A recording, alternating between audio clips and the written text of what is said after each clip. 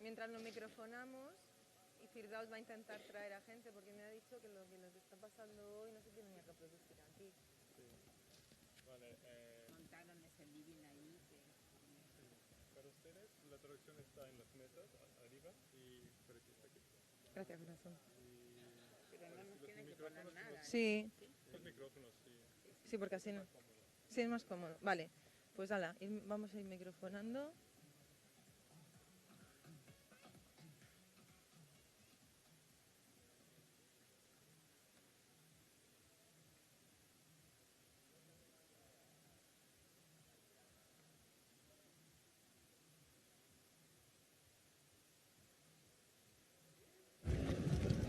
Ahora, ellos se excusan, pero se dejaron estar también en la conversación. Se han cagado total, ¿no? No, creyeron que Es que les caía el solo también. rockstar se te cae solo Claro. por... Bueno, un poco lo viste. Hombre, joder, hombre, alguna hostia se llevaron, ¿no? Ah, yes.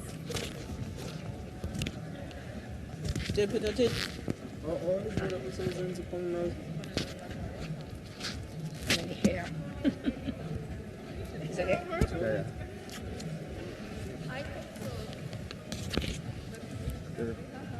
have to convert. ¿Sí? Can just adjust it. ¿Qué tal? ¿Cómo estás?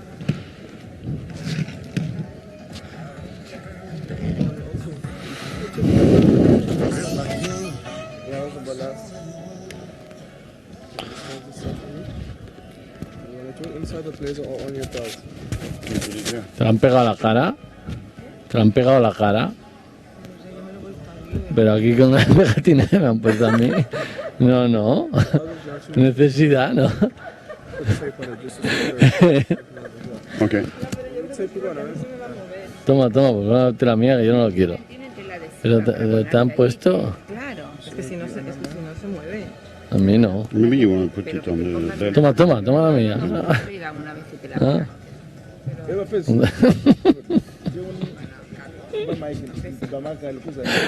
¿Pero dónde vas con eso? Tienes que doblártelo. Pues lo han puesto en la izquierda. Que con la presencia o la estelaridad no Ah, alcanzaba. Bueno, se quedaron. Al final acabaron diciendo. Con otra actitud. Laia no tiene nada que ver con Gaia, Laia. Pero digo que no tiene nada que ver con la actitud de Laia con la de Ada. Ella sabe de qué va la historia. Y el que es Ada es Philip. el que hablaba de que Los- se vaya a bajar y que Ah, pues ese es Philip, ¿vale? Pero se va a bajar. No puede. No, es que además si no se baja, yo le dije, es que a nosotros no nos vincula nada, ¿eh? Te vas a quedar con un 5% y vas a hacer ridículo. ¿No? vas a desnudar tu precariedad. No, pero más todavía, porque el efecto dominó se te va a caer, es decir, ¿no? Escrito a mis compañeros que movilizan.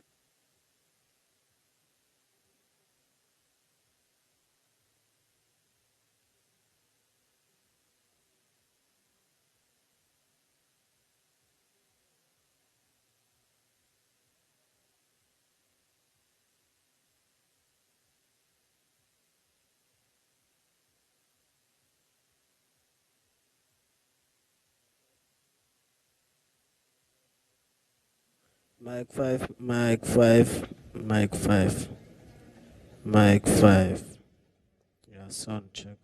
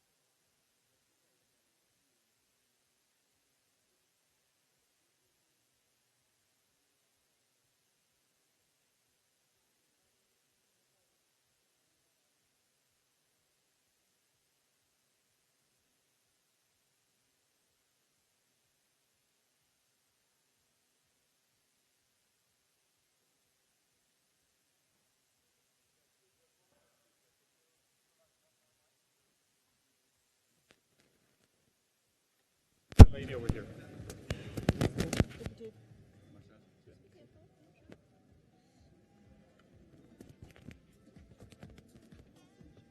I'm coming. I'm coming. To tape.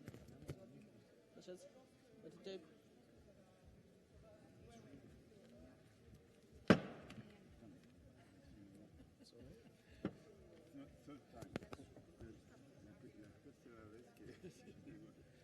Una vez aquí, 2 veces aquí.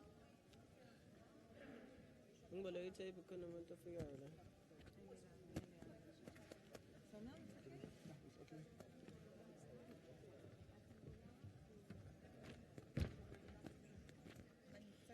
Who's the next speaker? Ah, Are you the next speaker? oh yes. But I have this. This what micro? Sir? What this? This is for the speakers on the... Okay. Please, what this? This I have this. Oh yeah. Oh, it's a Micro. microphone. Microphone. C'est très important. Très important.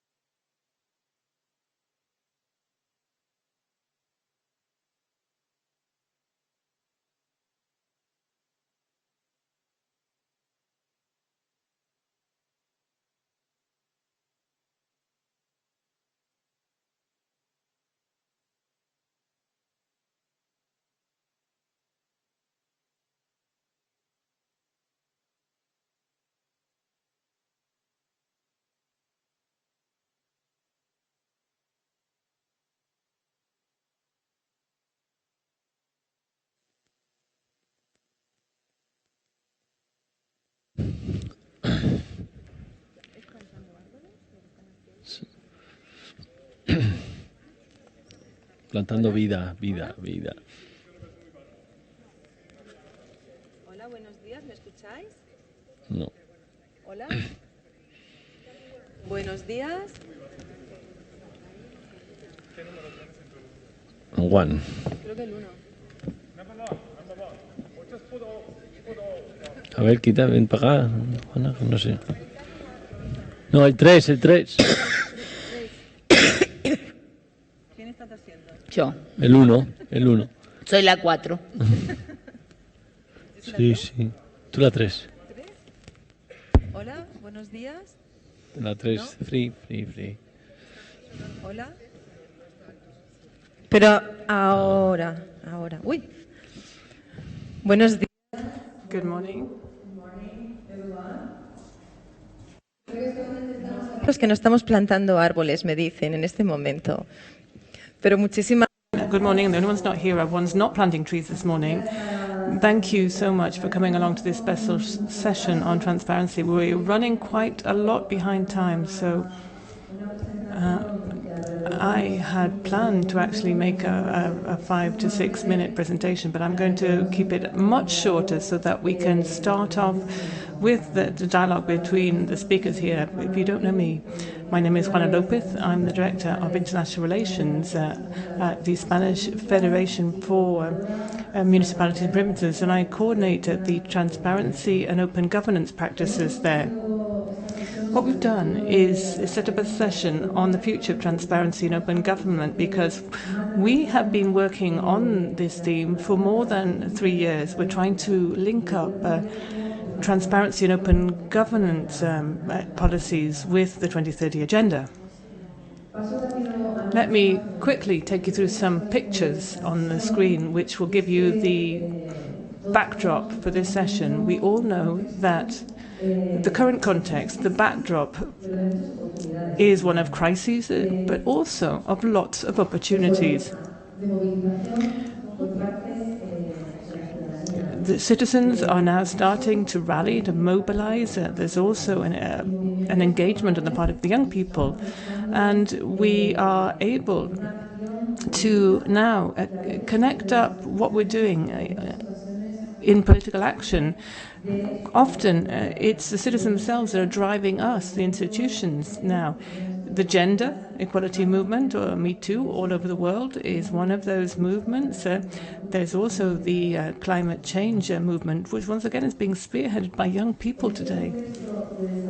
So in this context of global challenges, we have our umbrella and we have our roadmap, which is the 2030 agenda. That roadmap, what does it offer us? A change of paradigm. I'm sure I'm not telling you anything new at all. But nevertheless, we did want to emphasize in this session on the agenda and the fact that it is a participative agenda. What it is seeking is to have fair, transparent, open institutions, open to citizens, a local agenda, an agenda that will put us under the obligation to work in partnership. With this new governance model that we are being encouraged to adopt through the 2030 agenda, we believe that what we have to do now is to translate it into a new agenda of open government. We've been working on this for a long time, and why do we think that an open government agenda can help us to implement the 2030 agenda? Well, we think that is so because through open institutions, through accountability, institutions that would like to build up partnerships and projects with citizens, we will be able to regain the trust of our people, our citizens. Trust, of course, is a two-way thing, isn't it? Citizens have to trust the institutions. The institutions have to be trustworthy, but at the same time, citizens have the duty to be active and participative and to understand exactly which part of the process is the part that they should take ownership of too. So that is the framework that we wanted to use for this session.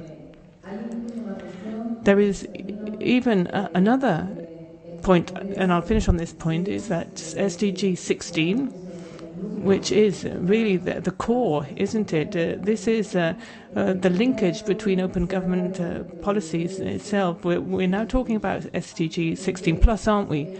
Why would we say it's SDG 16 plus? Well, one of the crucial areas around which there is a consensus is that if we didn't have these strong institutions, it would be very difficult for us to achieve the SDGs. So this objective, SDG 16, isn't just a driver, it's also a multiplier, an accelerator of the agenda itself of 16 plus. So we divided up this session into 3 different blocks or sections. The speakers will be talking to you from different angles. They will talk, some of them about the global ideas, others will tell you about their own personal practical experiences, and I hope that we will also hear about the challenges ahead of us and contributions to those challenges, and also about the manifesto that we want to launch about open government, which will take us through all of the priority strategies of our organization. I think there are copies of the manifesto out there. You've got them. Raphael, my colleague sitting over there, has them for you. He will hand them out for you, because we would also encourage all of you in this session to make your input. Read that manifesto. Tell us, if not now during the session, what you think about it, but over the next couple of days, come back to us and we'll incorporate your input if we can. So let's get started with our roundtable. In this first section of the session, we want to establish that linkage between transparency and open government and the SDGs. So transparency and open government is a driver to achieve the SDGs. The first two speakers were on the agenda, but we have a third one. We wanted the African Women's Association to be represented here, Rafaela. We think it's a movement that really does show us all the energy and the drive of women. But we'll start, I think, with her, with Malika. Yes, you have the floor first of all. Start whenever you like.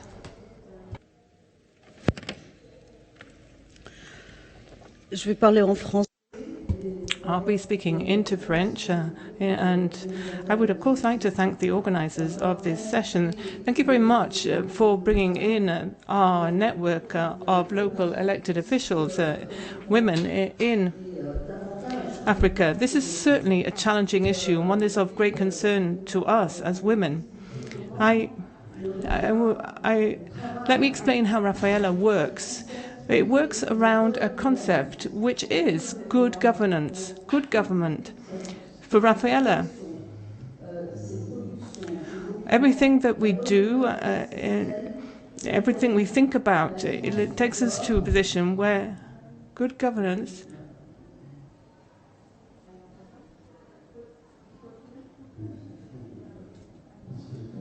Ahora ¿Tú sí? Sí, sí, sí, sí. Canal, Pero sí que no se oye ubica el aparato. esto, para arriba, para abajo, la señal.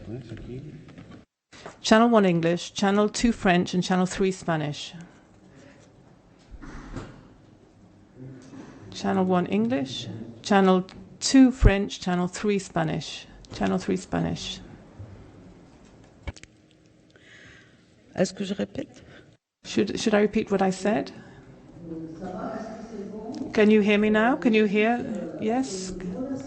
So thank you very much. I was just saying thank you to the organizers for inviting Rafaela to play a part in this session around a theme which is a cause of concern for female local elected officials in Africa. And I want to explain how we work, we women, how we think, and how we stake our claims through documents and action for good governance. For us, Rafaela, good governance is something that incorporates the legality of our rights. Our network, I would say, is already a best practice. It has been developed in Africa.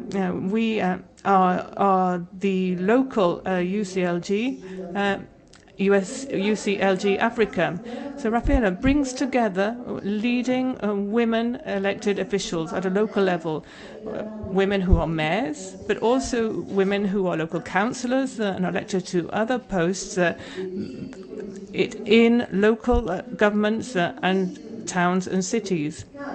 This is a framework that, as I said, that brings together women. It's a network, and what we do with this network is try to promote good governance today. Rafaela was set up in 2011 by an initiative of the locally elected officials who are women, mayors, etc. in Africa. And since 2011, it has developed progressively in 2016 with the review of our bylaws, our statutes. That network became a steering committee, a permanent committee attached to UCLG Africa, which of course is a Pan-African and international organization representing local and regional governments and cities. Rafaela then is an exciting organization because we are Pan-African. We are all across the continent. We also have sub-regions. We have 5 regions within Africa itself, and Rafaela is represented at a sub-regional level in each of those, as well as having the national representation. I have some information there for you about Rafaela, but let me move on. What do the women work on? Well, they focus their concerns on their integration in governance, local government, but at the same time in development. That is our agenda. You could see it as a tool to promote local government which is gender sensitive. What does that mean? A whole array of initiatives. We have, as a network, decided to help women develop their leadership skills and also to increase the representative nature of women in councils and in decision-making bodies at a local level. What means strengthen our representative position? It means that we want to increase the participation of women in decision-making in those decision-making bodies in cities, towns, and local governments. So this network is very important when developing leadership skills and increasing our representative nature as women there. And it acts and takes all its claims around the idea of parity, equal representation. Since 2011, Rafaela has really done such a lot to give momentum in our different countries in Africa with the introduction of positive discrimination measures, for instance, to ensure that women do get elected. In some cities, quotas have been adopted, or equal female-male candidate lists have also been adopted. Rafaela, therefore, is fighting to get that equal representation and those vertical zip lists, with either vertical ones or horizontal ones. So Rafaela has really played a major role then, and I would say it has done more than anyone else to increase this position in African countries.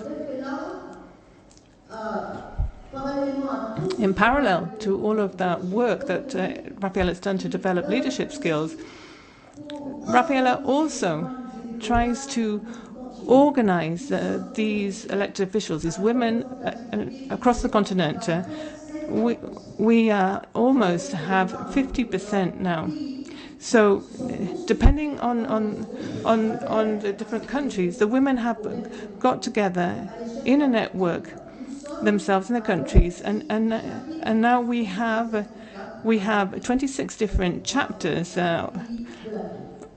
in our countries in Africa. You know, we have 54 countries in Africa, so that gives you some idea of our coverage in the continent. That means that there already is a continent-wide movement there through the national networks. The national networks are the chapters that are set up, and what they do is offer this possibility for women in each country to get together, to work in solidarity, to act together, to be able to develop their leadership role and to integrate the gender perspective into governance and development.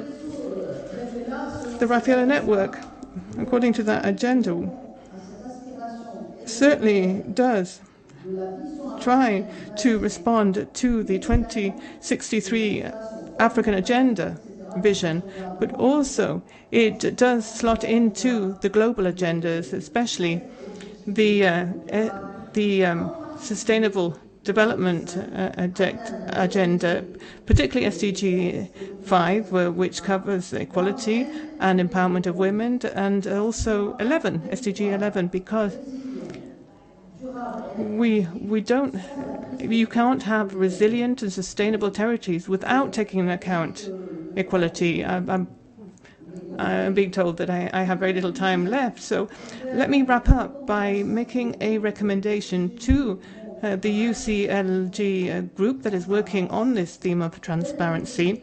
I would suggest you integrate Rafaela as a component to be able to continue to do some thinking about how the gender perspective can be mainstreamed here, and that will help us to do more with the development of local governments, to have more transparency, to be more ethical, and to work towards that gender-sensitive good governance. Thank you. I do have to apologize. I need to leave. I would hope I could be back in time for the debate. Thank you.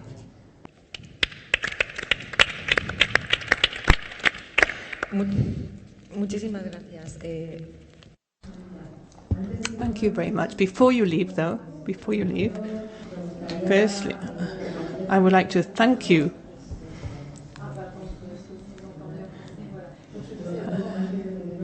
Before you leave, you can hear me? Yes? I would like to thank you for participating in this session. I'm so sorry you have to leave, because the idea was to have a conversation between all of the speakers up on the stage and hopefully with the people listening in the room. I'd like to take up some of what you said about that challenge of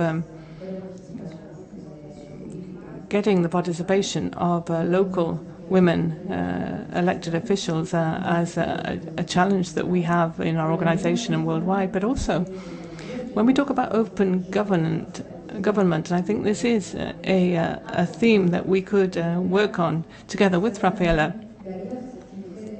It's also about those women. When we were talking about participative citizenship, women tend to participate less in these participative processes. We have very few women who have been elected and very few women who participate in these processes. And on top of that, if they don't have the right skilling or training, then we find that it's just a handful who are the ones who are leading the way forward in participation. We need more women, so perhaps we could explore that idea with your group.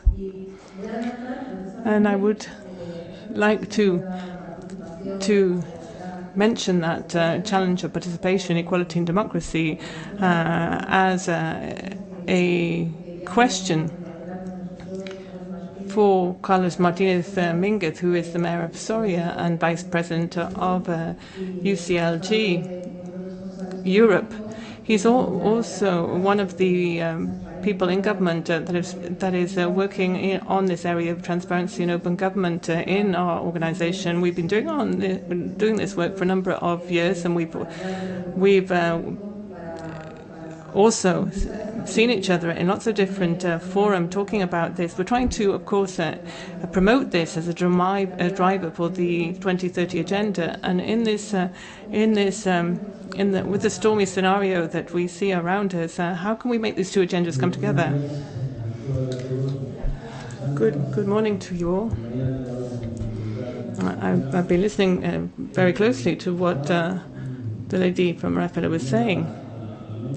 And as I listened, what came to mind was that, of course, we can't have a proper full democracy without the participation of 50% of our population, the women in the world today. And there is a lot of thinking to be done about that. And I would like to also give you my input about gender and women's participation in decisions that are made as citizens and as politicians.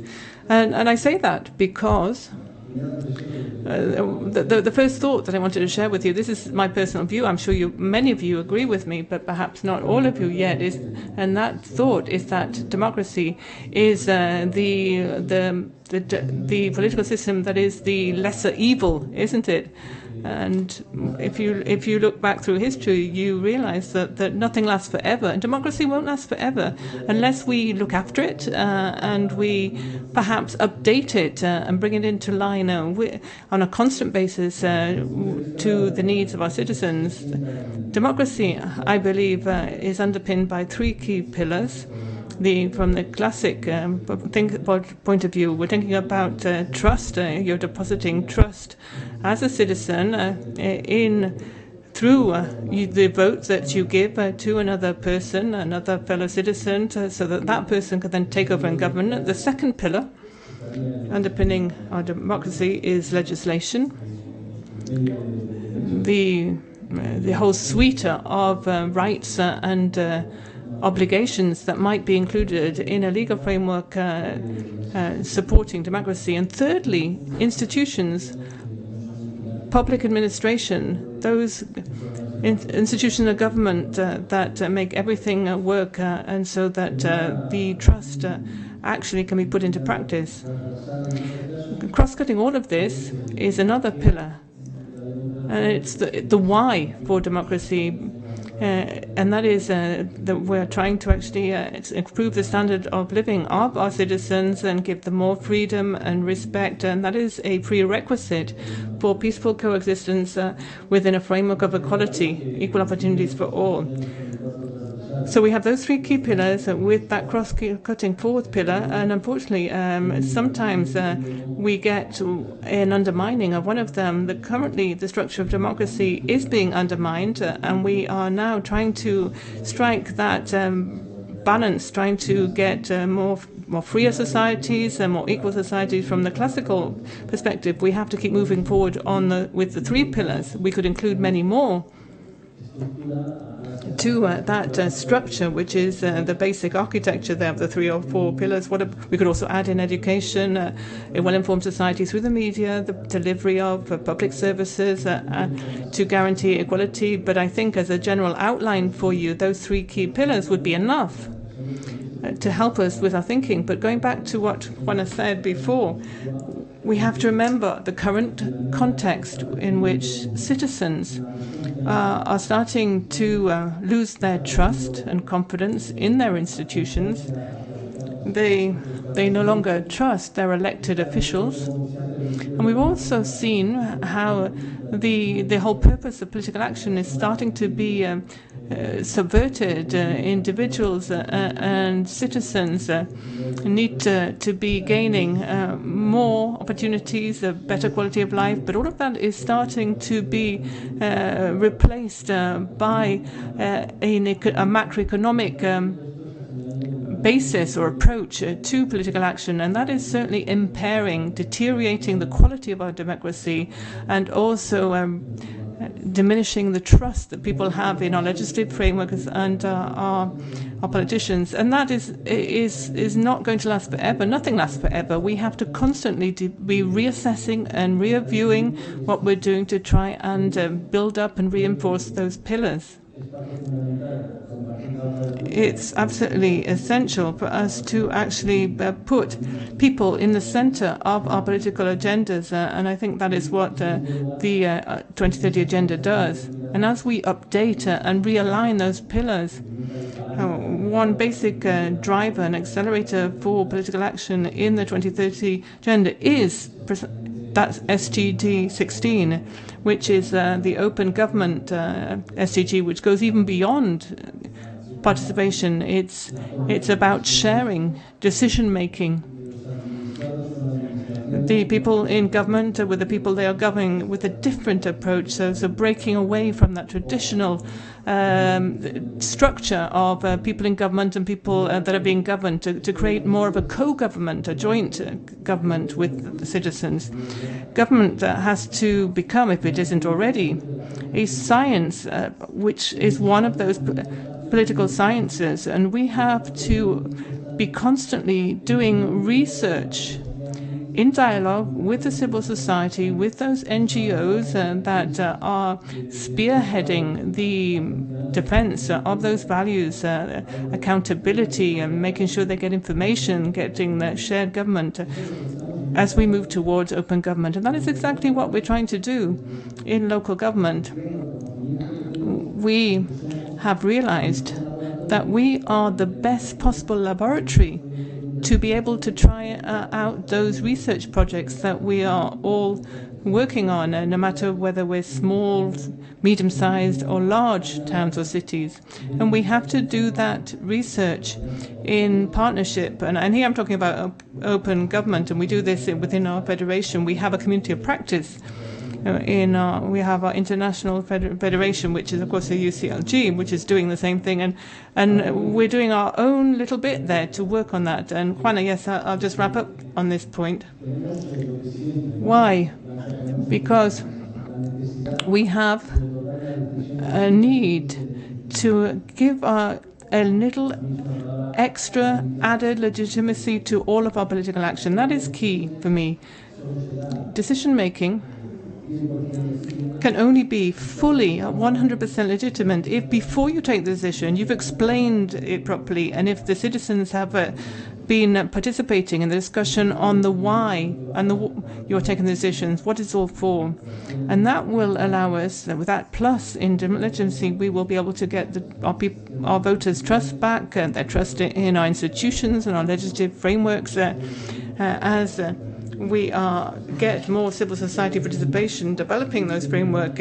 It's complicated structure that we have to actually slot together. It's constantly evolving, and we have to keep it up to date on a constant basis if we want it to last for many more years. Thank you very much, Carlos. I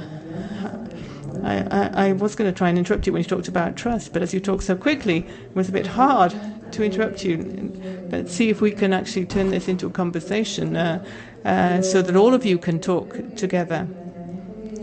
But I do think that approach that you've just explained takes us into very quickly a segue to our next speaker, Mukalani Dimba, the Special Envoy for the Open Government Partnership.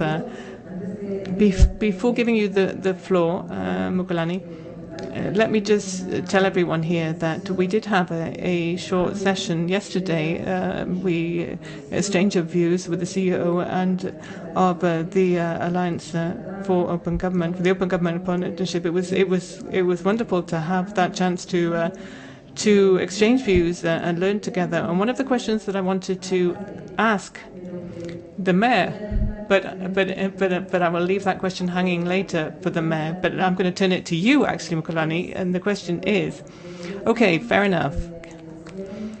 Governments at all different levels, but most especially local governments, are really standing out, aren't we? We're taking that one extra step forward. We're the ones championing the 2030 agenda and open government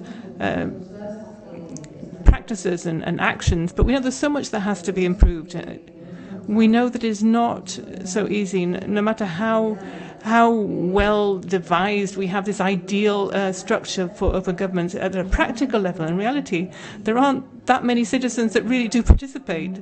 It's very hard for us to gather around us a good number of people. Civil society perhaps is not fully representative. It's not the right channel always for that dialogue, is it?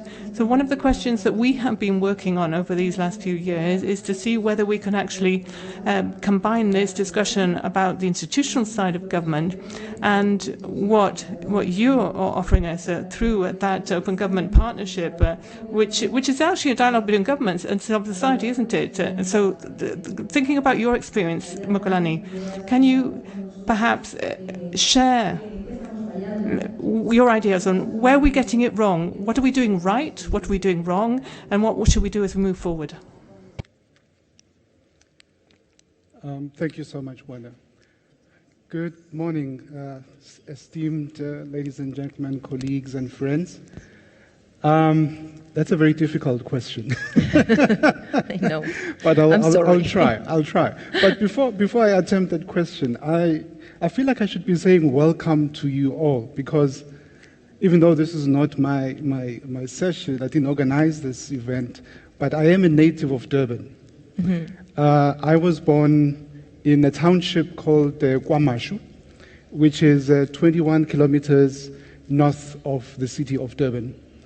Now, Kwamashu is still a township that was designed based on apartheid spatial planning. Mm-hmm. That is to say, it's a township that is located at the periphery of the city.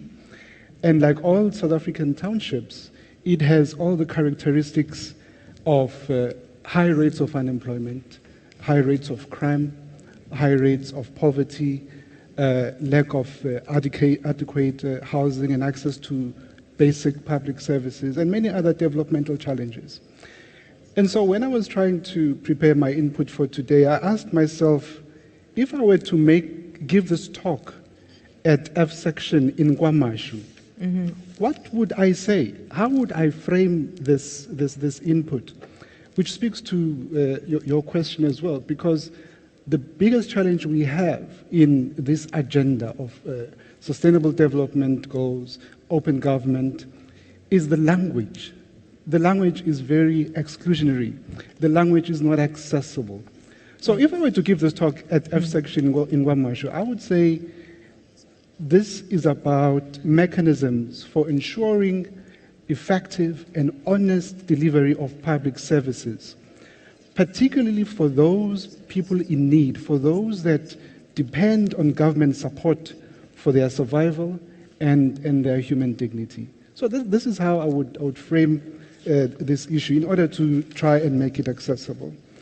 It's the approach that I adopted when I was co-chair of the Open Government Partnership, working with the government of Georgia, where we encouraged OGP countries to link the OGP agenda to the Sustainable Development Agenda by saying to them, use the tools of the Open Government Partnership, such as development of national action plans, use those to enable delivery or achievement of actions in terms of the Sustainable Development Agenda.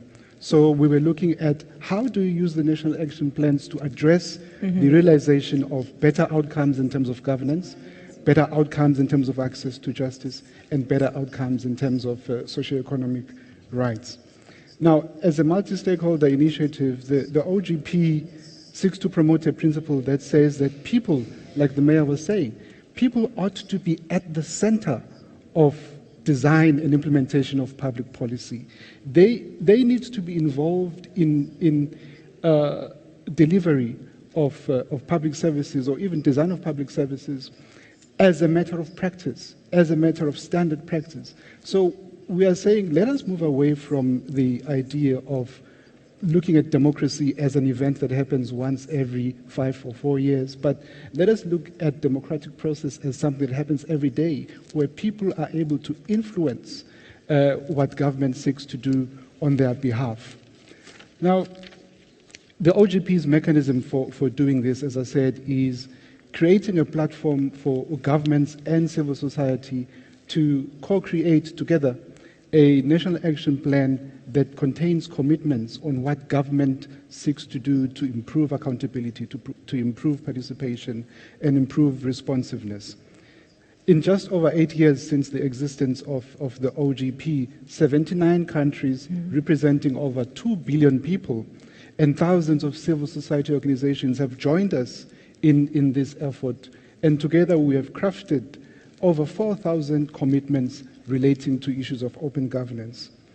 And throughout this entire process, local government structures have always been part of the OGP processes, starting in 2011 when we were established. We established what we call the Subnational Government Pilot Program in 2016. This was based on the recognition that all the impactful open governance innovations and reforms are happening at local government levels. And this is where there is direct engagement between government and the public. This is where there is real delivery of public services. And so we felt that we need to focus on this sphere of governance as, like the mayor said, the laboratory of reforms. So currently we have about 20 local government entities that are part of the OGP, including cities such as Sao Paulo in Brazil, Madrid in Spain. We also have states and provinces such as Kaduna State in Nigeria and South Cotabato in the Philippines, all of them taking part as active participants in the OGP process. In December 2018, our steering committee mandated the support unit to draft a new local government strategy for OGP in order to scale up the work that had been done in the last 3 years or so by those 2 local government entities, while at the same time protecting the values and the principles of the OGP. So just briefly, the local strategy has 3 key points as enablers of engagement on the OGP. Firstly, we want to strengthen collaboration between the national and local actors, where we encourage governments at national level and civil society to come up with strategies for really promoting and supporting local open government reforms through the National Action Plan processes. And secondly, we are now looking at expanding the cohort of local government actors from 20 to even more, because we've seen there's a lot of demand at local government levels to join the OGP in a formal way. And this is where we feel that the relationship that we've established with UCLG is quite important because of the vast network of local governments that are part of UCLG and other local government associations. We also think that you could also help us in identifying and making recommendations for how we can expand this cohort and add new members into the program.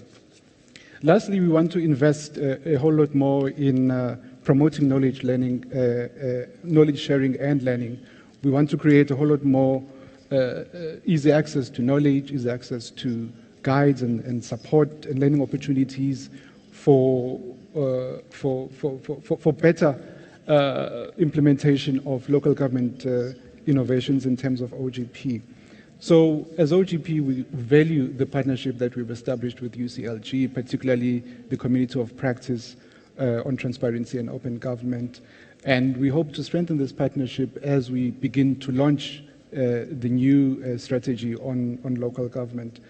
And I'm quite pleased, I'm grateful to be invited to be part of this discussion. I'm happy to provide more examples during the question and answer session. Thank you so much. Thank you very much, Galani.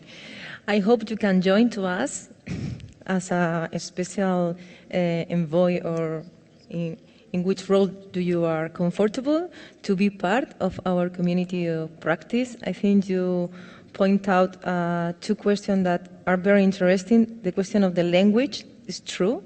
It's true. We talk with the people that we understand with a kind of language that only understand the expertise or the people in the institution. So we need to find a way that the people understand what is that, the SDG agenda or the open government agenda. And the other question, and I pass to the second block now, but the other question that you put in the debate is the question, the diversity. This is very difficult, the different contexts, the different regional and local contexts, to try to do an approach about these 2 huge agendas. So that is why this second block is talking about some experience, or the concrete question. And in the second block, we have 2 fantastic speakers and friends that we have. Mohamed Sadie, that he is the president of the Union of Municipalities of Danieh in Lebanon, and is the president of the section of Megua in UCLG. And we have with María Julia Reina, que es secretaria de integración de la provincia. So Maria Julia Reina is the Secretary for IR and Integration and FA. We'll start off with the President of the Union of Municipalities. President, first of all, I have to show something before to talk about transparency, to say that the United Nations was established long time. You can speak in French if you want. In French? Yeah, no problem. No? Okay. You prefer in English? Okay, perfect. So the United Nations was established long time ago for 2 reasons. First, for conflict resolution between countries, and secondly, for sustainable development, and they put the slogan of sustainable development as a goal. I think they failed in both, because now we have no one country have no enemy, and the poorest more deeply, the poorest and the richest are more richest. 30 years ago, we have about 5 million poor in the world and 10 billionaire. Now we have 3.7 billion poorest and more than 500 billionaire. So because of that, I think that in the second round, we talk about SDGs. What mean SDGs? They put SDGs, but how can localize SDGs? How can implement SDGs? This is the main target of us as UCLG and through all our section, because UCLG is deal directly with municipality and local authorities and civil societies, and this is the importance of UCLG in the world.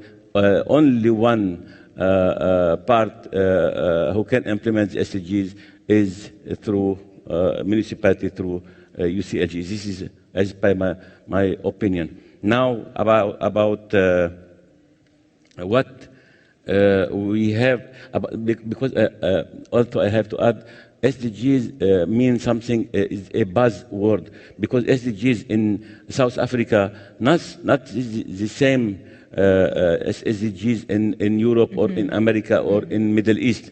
We have to take into consideration the speciality of each and the situation of each country. We have to study the weak point and the strong point of each country, because SDGs is not more than a framework. We have to localize the climate change and the 17 goals inside this framework. So for our subject now is about transparency. We need to strengthen democratic institutional, because what democratic? Because I think and I am sure that no development without democratic, and no democracy without participatory approach in all stakeholders of the society. We have included all stakeholders of the society in the operation of development. So we need to strengthen democratic institutional, regain citizen confidence in public affairs, open space for participation, decision-making, collaboration, and co-creation of public spaces, and that allow us to empower the citizen and institutions and foster innovation and co-creation, fostering the respect of human rights, fighting discrimination, all kinds of discrimination, and deepening participatory democracy toward more democratic and sustainable society and territories, to put citizens at the center of political action. We need to develop spaces and tools for our community to actively impact. It's not easy to put the citizen in the heart of political decision, but this is our goal, and we have to do. How? I found that the only way is the transparency. Let me please allow me to say that I'm mayor and president of Union of Municipalities since 22 years ago, and I have 4 years in addition. Why? Because I work on the transparency. I put everything. I consider everything. Everyone in our society must know everything, because I am, as president of Union of Municipality, I am an employee for all services of citizen, and the citizen, they know their need. What I have done, I established web portal, website for our municipality. I put everything, all our activity, all our project on this website to allow to the easy access for everyone to know how we can do, what we can do for them, and to allow to everyone to participate with us. In addition, I have made an announce for everyone, especially the youth people. Do you like to be a president of this union of municipality? Submit your project and be the president. So I collect money project, and the winner was precede the all session and the implementation period in our union of municipality. He said instead of me, and he managed his project. This is the best way for participatory approach. In addition, I put everything, all our income, all our taxes in the web portal, and how we can spend it, and we can take the opinion of each one who to share us the budget. In addition of this one, I put my agenda, my own agenda, on this website. Now, if you go to our website, you can see that I am now participate with you in this time in Durban. So this is for transparency. This is some kind of transparency, because I put everything concerning my properties, my liquid and the properties on this website, and everything concerning our employee and our colleague. This is not easy to deal in this kind of, especially in the country who have the rank 126 in corruption. And you know the situation in my country now. There is the top protest and manifest in this country since long time ago due to the corruption and this. So we insist in our section, as UCLG MEWA, to implement the transparency and the accountability in all our projects as union and municipality and local authorities. And this is, we put it in our strategy for 2019-2022 to achieve this goal through our office and our our secretariat, and especially the general secretary. I think now we have lot of our municipality who applies the principle of transparency in their business and in their daily work. So this is the best way to achieve the sustainable development goals. We talk about, if we can talk about gender equality. Gender equality is not a mathematical equation. Gender equality, we have to empower the woman. We have to give them their rights, to empower the new generation. All what eliminate discrimination, or what eliminate the gap between all parties of society. This is in brief. Sorry, but it's a long. Yes, but okay. I can stop here, but I can send to you all plain what we expected to implement in our UCLG MEWA concerning the transparency and the implementing of transparency in all our work, especially in this section in the world. And you know the conflict in this and big problem in this section of the world, because no one country has homogeneity with the other, and this is our big role. So to put the citizen in the heart of political decision, not easy, but we insist to do it. Thank you very much, and appreciate for your patience. No, thank you, President, because you are one of the other leader of this political leader of this community of practice, and it's always a pleasure to come to you in all of the work that we are doing. One of the things that you say many things, not very interesting thing, but one of the things that you say, and I think it's really interesting, is that with the example that you put about the young people, no, to be part of the presidency, no? I think this is the kind of thing that we need to explore, because the citizens there be prepared and aware of the difficulties of the public action. No, I think this is very important. No, economics, organics, many difficulties. Many times the local government want to do things and they can't things. No, they can do in that way that they want. So I think this is a specific. The most important that don't have the time to explain is we are putting all our session or our meetings of the council of union of municipality. We are put everything in live broadcasting, so everyone can follow up and can see us in our meeting and can participate with us. So the next day or after the meeting, we can get a lot of feedback from, especially from the youth and the next generation. We can build on. Thank you. Thank you very much, President. Pasamos ahora del libro. Let's switch from Lebanon to Argentina, to the province of Santa Fe with Maria Julia Reina. She's done a lot of tremendous work there in her own province, Santa Fe, on open government, and she's also one of our experts, academic experts. We always hear Maria Julia make very, very tangible suggestions. So off you go.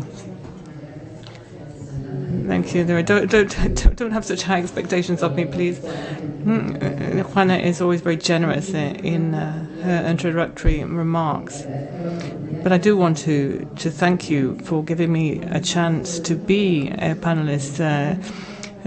We, on behalf of Juana and Carlos Martinez, I would like to say thank you to everybody involved in this work that we're doing in UCLG, because we don't think you can ever think about sustainable, inclusive in government without transparency, accountability, and without citizen participation in public affairs. If we don't share power, if we don't move that center stage,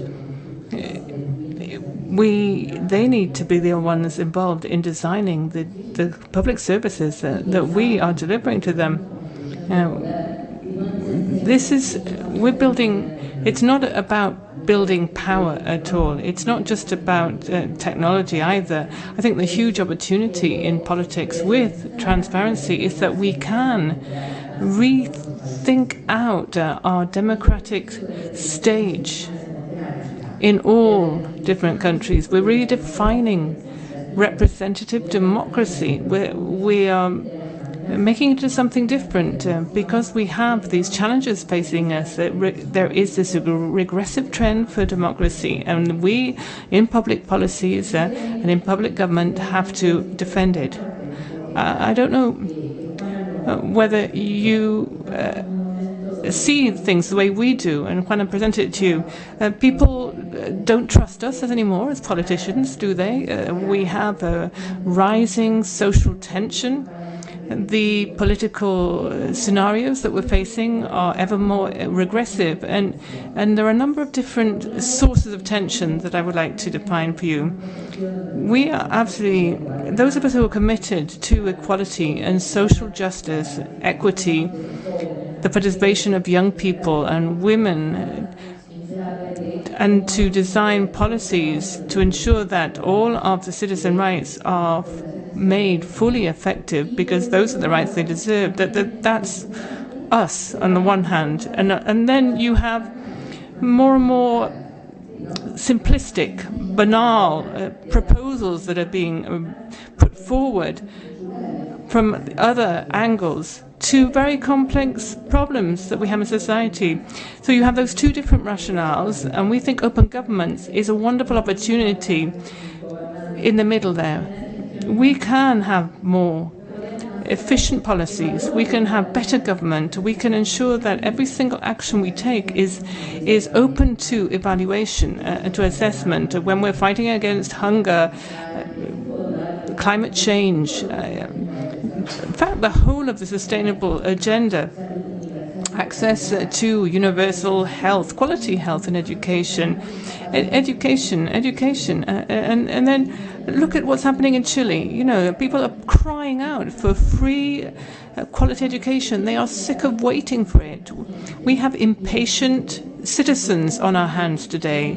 They are angry and they are looking at getting support because they see that they have been left behind up to now. And when they see that we are incapable of doing our job in government, then the danger is that there will be another set of magical solutions, magic one solutions that will be put forward that really will not work, because if you start to look at them properly, you look at the purposes and the money that they need, the technology, then you will see that in fact they are not the right ones. They are the horizons of freedom for people. So accountability, transparency is wonderful for the quality and efficiency of our services. It means that we will be able to assess them and evaluate them. We will be able to combat corruption, improve our own intervention processes. And I would also like to point out, Juana, is the issue of communication, what the story we're telling,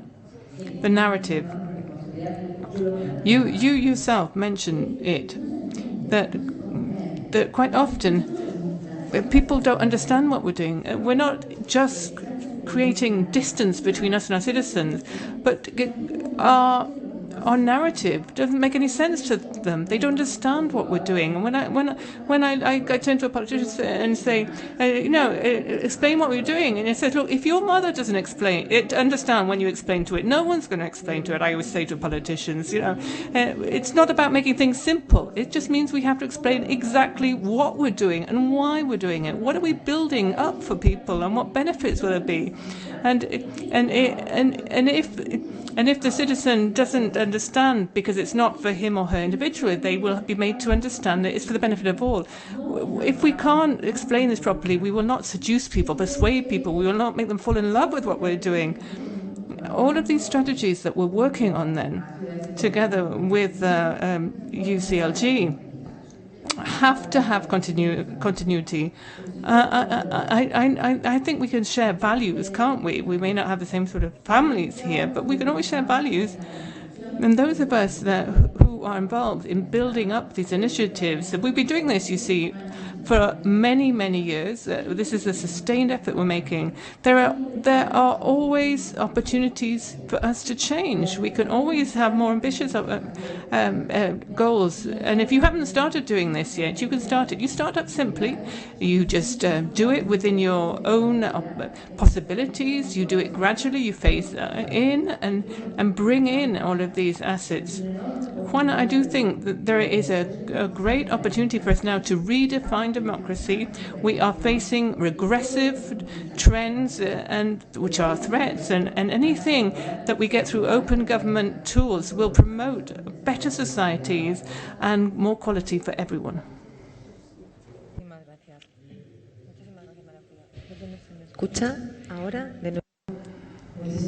Thank you very much. I think you've definitely lived up to expectations and gone beyond them. Because one question that Maria Julia posed was the why. The why, what for? What are we doing this for? Because we can also learn from the process itself as we work together. And something we didn't mention specifically, but it is a point that we always raise, is when we're talking about transparency and accountability, it's not just about uploading data and information somewhere. It's about traceability of decisions. Yes, I did forget to say something that I think is important when we're actually building these processes. You start off basically with a bit like waiting to get to the dessert there, but because first we can't just jump to that. We have to do our own internal discussion before we get to the dessert, and these it's not so much about working with global partnerships in society. We have to look inside, in-house, and have our own internal discussions, first of all. When I think about public information access, Mohammed Asadian just been telling us about how his own government agenda is made totally transparent, how much money is being brought in and spent. You may not always be able to do that. In Santa Fe, we have done a lot already. We have our reporting that we're doing, trying to make sure that all of our information and data is made available. This is a subnational strategy that we have. There's a national strategy which we're reporting to, but we're looking, of course, to those global standards. But my point is that the main stumbling blocks we had doing this was our own administration. The people inside didn't want to actually put up on the screen how much money they were making. Carlos was talking about regaining trust. That's what it's about. It's not about making visible what you're doing so that people can burn you at the stake for what you're doing. No, it's just saying we are making available to you as citizens what we're doing so that you can see we are not stealing from the public coffers at all. When we say that we're putting things out to tender, we are not giving away contracts. We're not corrupt. We are managing society's money with the same responsibility that we manage our own money at home. That is the message here.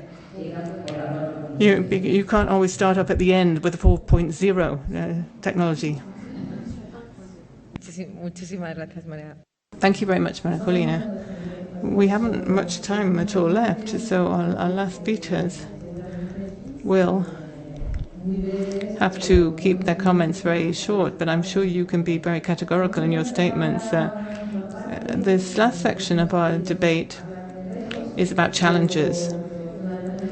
But essentially, you can, of course, bring up any point that you think is relevant, perhaps following up on what's been said. Sophia, will you be starting? Sophia Mosquin? Joven delegada. She is a young delegate, youth delegate, Italian youth delegate to the Congress of Local and Regional Authorities of the Council of Europe, and we thought it was a really good idea to bring in young people here. Young people are dying to get involved in politics and understand the process, and we wanted to bring her into our conversation. Thank you, Sophia. Thank you. Thank you for the invitation. I'm the Italian youth delegate at the Congress of Local and Regional Authorities of the Council of Europe.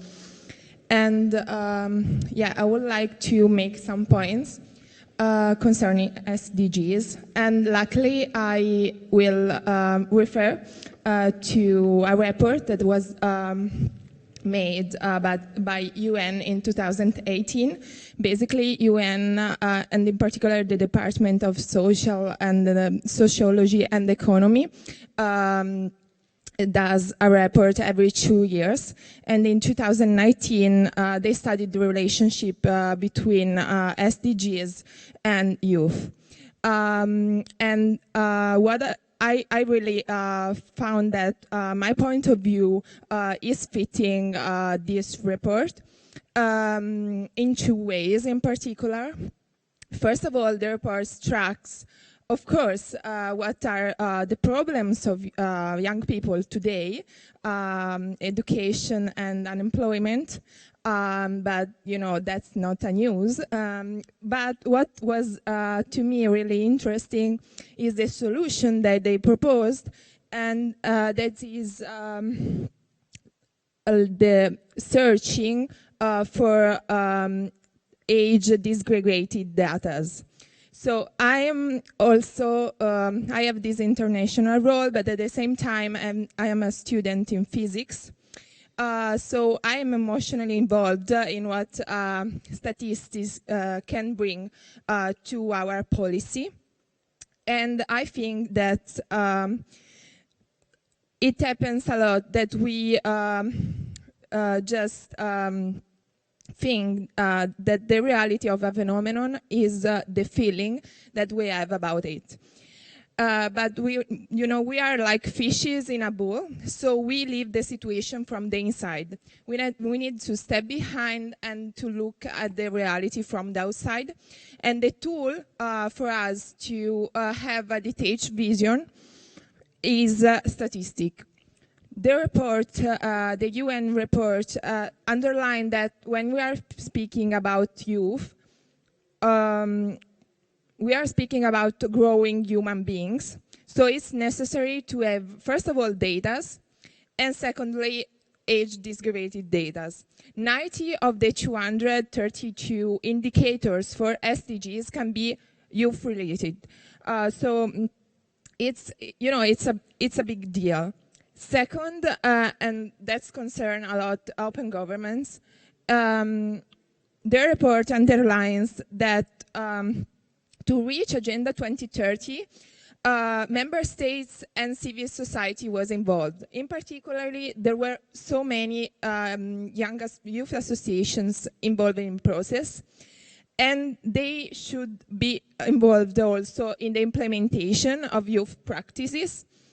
The highlight generally is about expertise of young people. So the report suggests to refer to the knowledge and the expertise of young people, because young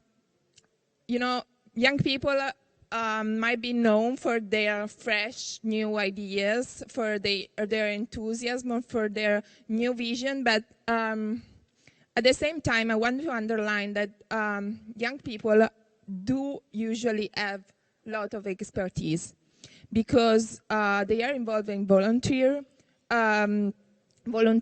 or they have studied, or they have done experiences. So, yeah, that's I think that's a lot to do with open government, in the sense that involving young people, recognizing their expertise and giving them the opportunities to become real professionals.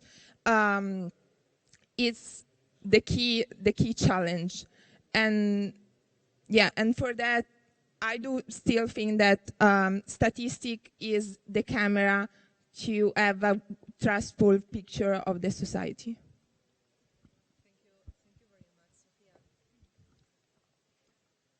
Hola. Thank you very much, Sofia.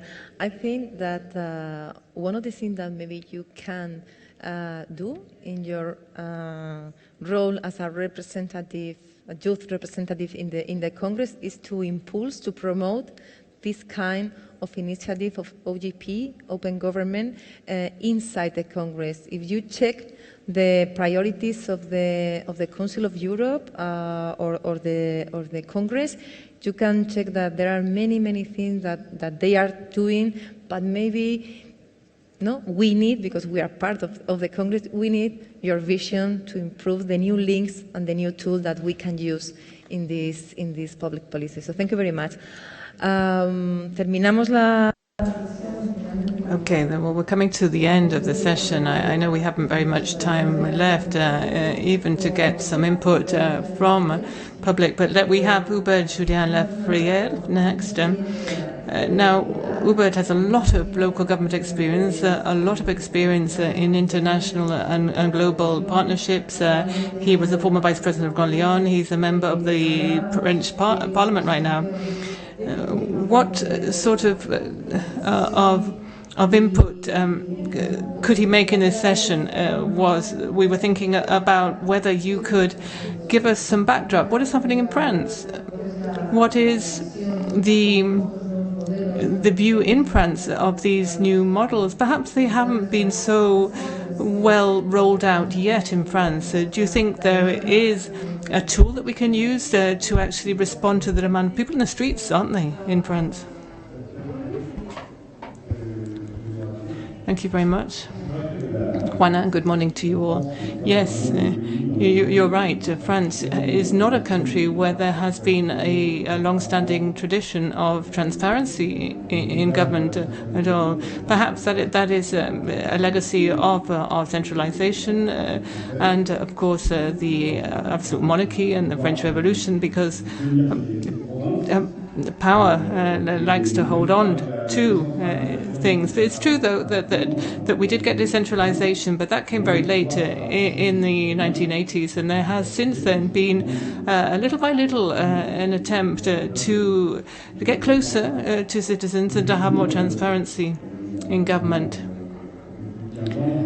For more than about 15 years ago, I was the mayor of an area in Lyon when we decided back then to completely overhaul that district by demolishing a whole load of housing, build tower blocks, changing the urban planning, the transport, and the way the whole district was to be arranged. We talked to the mayor about it, and they said, I've been elected for 6 years. It was in my program.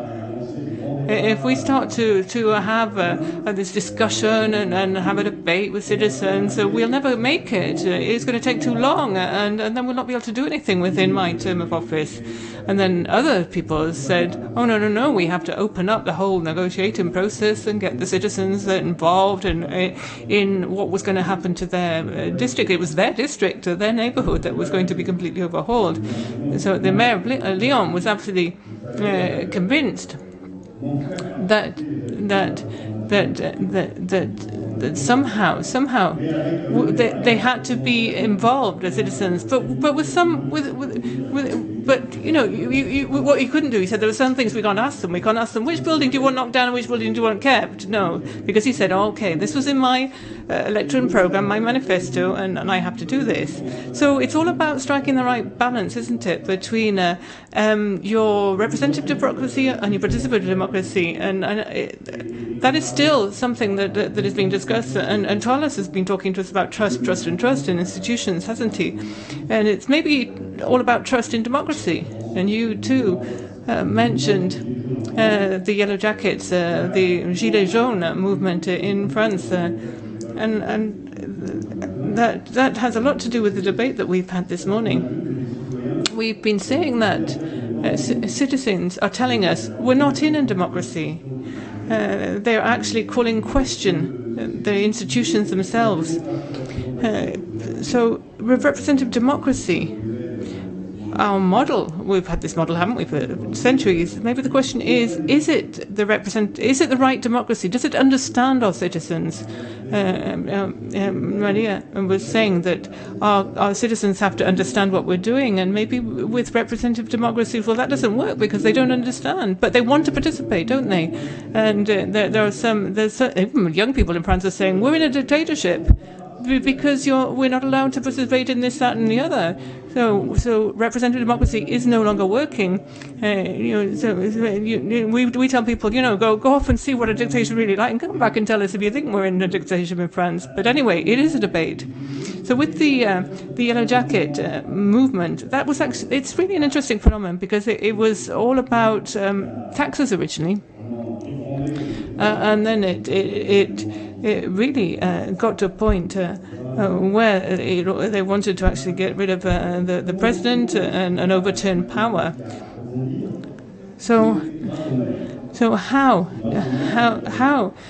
did this actually go anywhere? It was with the mayors, you see, with the great debate, because behind this movement, people realized that people wanted to be involved in local decisions that were being taken, and they managed to get over this big problem because they organized it as participation through the mayors. Of course, people are used to going to the town halls, and they went to I think there was 20,000 different proposals for reforms that they wanted in this process. For instance, pensions, or people wanted to have online services. And so it's been through dialogue. with citizens, but always through the local government, mayor level, that trust has been regained. And because the people in power at the top realized that if you have policies that that people still trust, or politicians distrust, it's always the mayors, it's local government. I know we. Yes, I know we haven't. I have to speed up. We haven't much time. But yes, so yes, essentially, then we have the centralized tradition. But even so, now today we have a tremendous demand for citizen participation, thanks to a movement which was actually never thought of or seen as a social participation demand. Open data, of course, is something that we have to make use of. And this is already being used by local governments. And now it has to be rolled out more. It has to be used in public services that were not working. So through culture, through the environment, the NGOs and citizens have grouped together, and they are able now to get this data and this information that can help us with their services, and they can be intermediaries there as well, and they can, thanks to access to the public services. Merci beaucoup. Thank you very much, Uber. Thank you. We are way out of time, I'm afraid, so I can just perhaps finish by thanking all of our participants today. And thank you in particular for helping us to build up an open government strategy in our organization. Thank you.